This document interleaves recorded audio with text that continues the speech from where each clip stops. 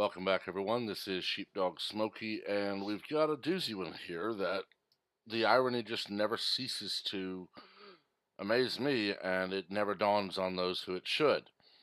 Antifa vandals threaten upcoming Candace Owens event. On Friday evening, the UPenn statesman was made aware of a series of tweets threatening the coming appearance of Candace Owens at the University of Pennsylvania. To quote this tweet, Hitler admiring, far right, anti immigrant fearmonger Candace Owens brings her outrageously wrong and backwards ideology to UPenn on Monday. For real, y'all are an Ivy League school. Y'all should have that revoked. Now, one, she is not Hitler admiring. Had you listened to the entire clip, not what Representative Ted Lieu played, you'd know that she is about as anti Hitler as anyone should be. She is not a far right anti immigrant fearmonger, neither are any of the people who are against illegal immigration. We simply want them to do what has been done by people for generations. One of those people, my great grandfather, who immigrated to the U.S. from Germany in the late 1800s legally. But according to these idiots in masks, of course, even the Hispanic people who immigrated from Mexico or from other parts of South America, the Latinos who immigrated legally, who are anti illegal immigration, are also right wing and white supremacists. Goes on here to point out that, of course, I'm not saying anyone should throw water or eggs at her for speaking, but Walmart does sell coyote urine. Why in the blue hell are these tweets even allowed? I mean, this is blatant censorship. The coyote urine is encouraging basically a biological attack, and Twitter does nothing. Yet when a conservative simply points out that Ilhan Omar is making light of and mocking 9/11, of course that is inciting violence, and we are to be censored for that. Candace Owens, Director of Communications at conservative organization Turning Point USA, is a leading critic of Black Lives Matter and the Democratic Party. Owens, who is African American, recently launched the Blexit movement, which encourages African Americans to vote for conservatives. Actually, no, it does not. It encourages them to vote for whoever they want to, not just the Democratic Party, because the Democrats tell them they have to. Recently, the Philadelphia Inquirer published an opinion piece entitled The Frightening Effectiveness of Black Sellouts Like Candace Owens, which compared her to a house slave. A few months ago, Owens and Turning Point USA founder Charlie Kirk were in Philadelphia eating breakfast at Green Eggs Cafe when Antifa showed up and harassed them. They threatened them. Okay, you need to get your wording right. The UPenn College Republicans and the UPenn Statesman are hosting the conservative commentator on Monday, April 15th. Over the past week, several members of both student organizations have noticed the removal of flyers they had placed around campus, in addition to individuals going out of their way to intentionally cover the Owens posters. On Friday, a member of the College Republicans caught an individual stapling an advertisement directly on top of the Owens flyer.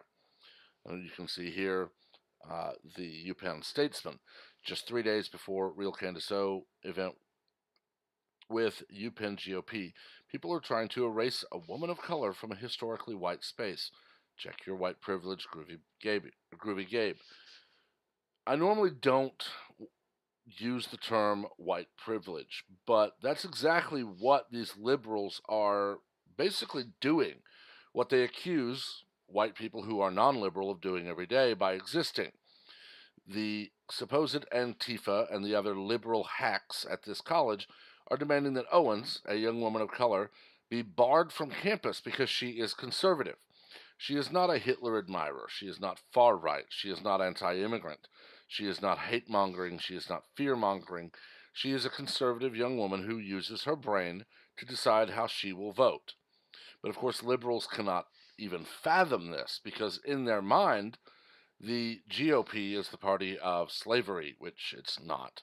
And the GOP is the party of fascism and racism, which it's not.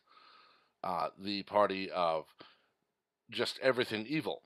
Meanwhile, the Democrats are demanding that we give up beef because cows fart, give up plane travel and internal combustion engines otherwise because we have 12 years until the planet is gone, while they gallivant around the planet in those same planes and ride in those SUV gas guzzlers and live in their huge luxurious homes and eat whatever the hell they want. This is the same as what we saw during Prohibition. Liberals and really government people all over the U.S. had plenty of booze while telling the American people they can't have any. Now it's thought, it's not a product. Thought crime has become a thing. Miss Owens, a very well spoken, very intelligent young woman, is being harassed regularly by white liberals who can't see the inherent racism of their own actions. She is not in any way, shape, form, or fashion anything they tell you that she is. But of course, all but Fox News and Turning Point on their social media and other platforms, everybody else, of course, runs with the story that the massively edited clip Ted Lieu played. Well, that's all there is. There's no more. There's no more. Candace, when she was testifying and basically told Ted Lieu, play the whole clip. She said, Ted Lieu thinks black people are stupid, and Mr. Nadler said, don't insult him. She said, I didn't. Here's exactly what I said, and he shrugged. Why is it Democrats and liberals all the world over can be as racist as they want, but conservatives are racist by existing? And it's a very simple explanation for that. Liberals have nothing to stand on policy wise. Their entire agenda has to be identity politics. Their entire platform has to be you're an evil, hateful bigot spawned from the depths of hell if you don't vote for me. And it's backfiring on them in massive ways. Miss Owens here is leading many people of all races away from the Democratic Party because she's pointing out the truth. The Democrats don't care for you after your vote is cast.